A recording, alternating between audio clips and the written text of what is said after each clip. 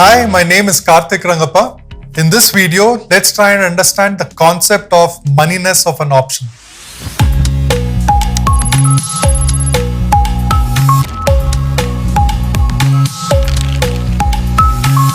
We ended the previous video with a bunch of questions, mainly around the factors that influence the premium.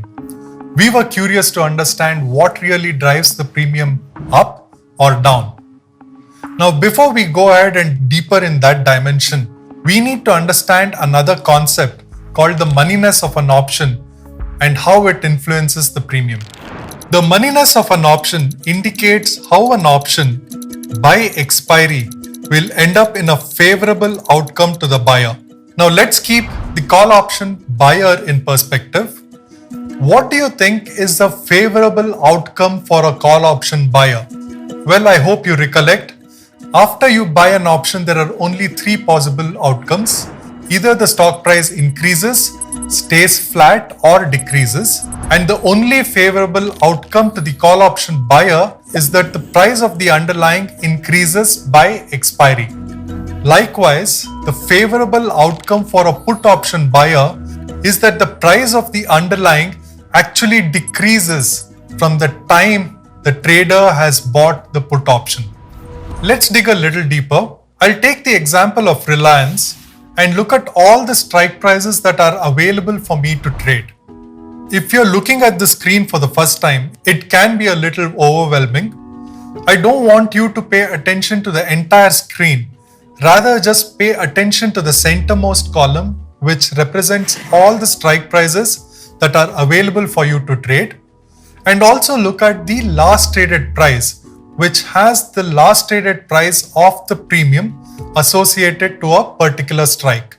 Now, Reliance is trading at 2,560. Let me pick a strike which is trading closest to this price. So let's pick the 2,560 option. Now here's something I want you to think about. The expiry of this option, as per the contract, is on the last Thursday of October.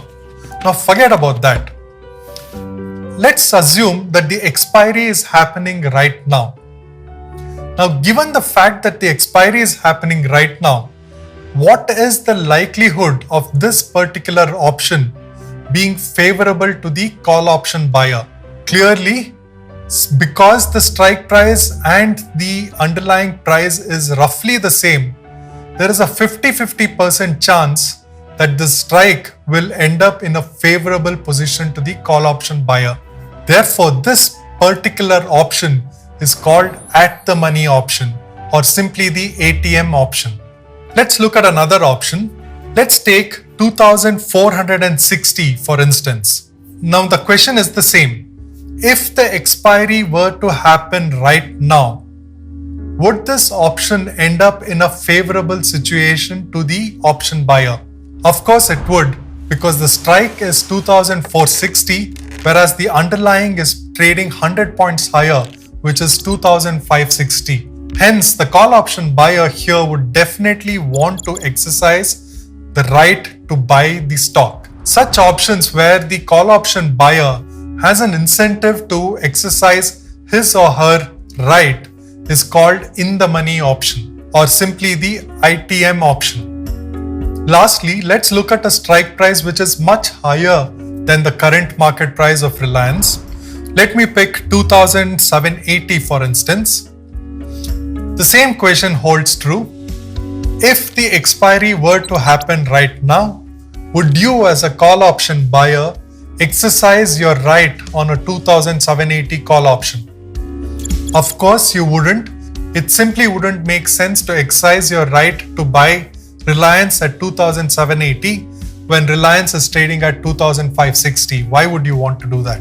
Therefore, all these options where it doesn't make sense to exercise your right is called out of the money option or simply the OTM option. Now, I want you to do a similar exercise for the put option.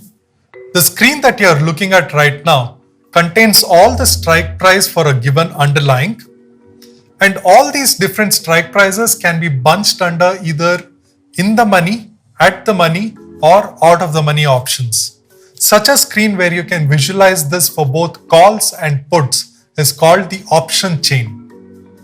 You can do a similar exercise for the put option and identify which are all the strike prices which are out of the money, at the money, and in the money.